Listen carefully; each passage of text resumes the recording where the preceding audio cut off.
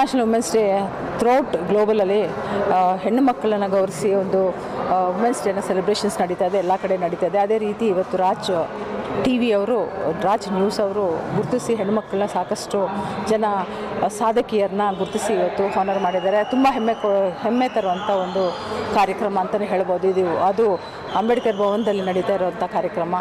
So ಇವತ್ತು ನಮ್ಮ ಗಣ್ಯ ವ್ಯಕ್ತಿಗಳಾದಂಥ ಖಾದರ್ ಸರ್ ಆಗಲಿ ಮತ್ತು ದಿನೇಶ್ ಗುಂಡೂರಾವ್ ಸರ್ ಆಗಲಿ ಮತ್ತು ತಾರಾ ಮೇಡಮು, ರಿಜ್ವಾನ್ ಅರ್ಷತ್ ಅವರು, ಸಾಕಷ್ಟು ಗಣ್ಯ ವ್ಯಕ್ತಿಗಳು ಇವತ್ತು ಬಂದು ನಮಗೆಲ್ಲರಿಗೂ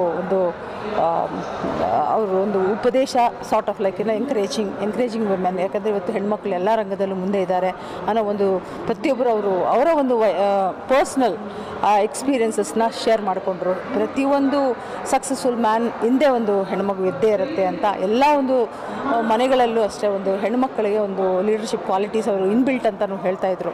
ತುಂಬ ಖುಷಿ ಆಗುತ್ತೆ ಇಂಥದ್ದನ್ನು ಇವತ್ತು ಒಂದು ಬದಲಾವಣೆ ಇವತ್ತು ನೋಡ್ಬೋದು ಗಂಡಸರಲ್ಲಿ. ಯಾಕಂದರೆ ಈಕ್ವಾಲಿಟಿ, ಇದು ರಿಯಲ್ ಈಕ್ವಾಲಿಟಿ ಅಂತ ಹೇಳ್ಬೋದು. ಹೆಣ್ಮಕ್ಳ ಈಕ್ವಾಲಿಟಿ ಇವತ್ತು ನಾವು ಬಯಸ್ತಾ ಇರೋದು ಅದೇ ಈಕ್ವಾಲಿಟಿ ಅಂತ.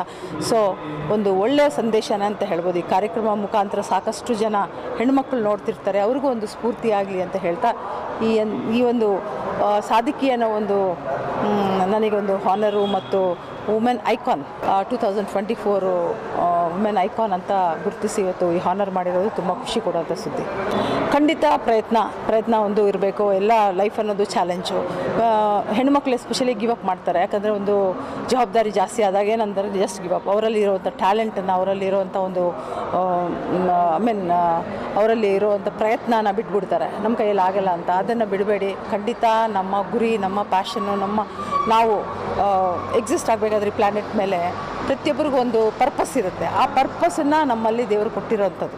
ಅದನ್ನು ನೀವು ಖಂಡಿತ ಪ್ರಯತ್ನ ಮಾಡಿ ನಮ್ಮ ಗೋಲ್ಸ್ನ ನಾವು ರೀಚ್ ಮಾಡ್ಬೋದು. ಪ್ರತಿಯೊಬ್ಬರಲ್ಲಿ ಆ ಪೊಟೆನ್ಷಿಯಲ್ ಇರುತ್ತೆ ಅಂತ ಹೆಣ್ಮಕ್ಳಿಗೆ ಹೇಳ್ತೀನಿ.